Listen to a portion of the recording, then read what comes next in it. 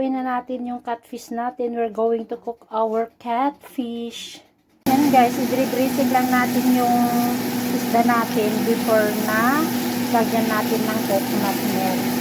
So guys, sinuti ko lang itong bawang at saka ginger. We're going to cook our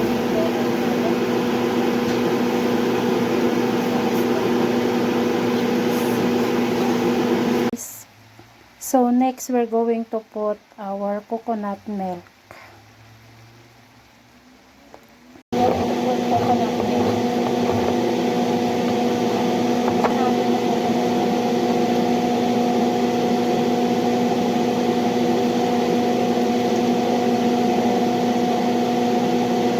So this is the eggs. Malinis na siya.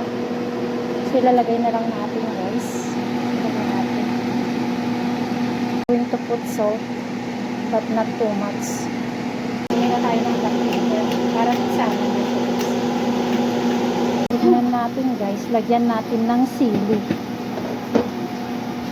Pero ito guys, yung frozen, manghang siya. Na spring onion. Lagyan natin ng spring onion. Tapos, mayroon akong kinuha na, guys, sa tanim ko. Yung spring onion, guys, yan ay tanim ko, guys. Tapos, ito yung herb seeds. Mayroon akong kinuha na 4 na leaves lang, guys. Spring onion.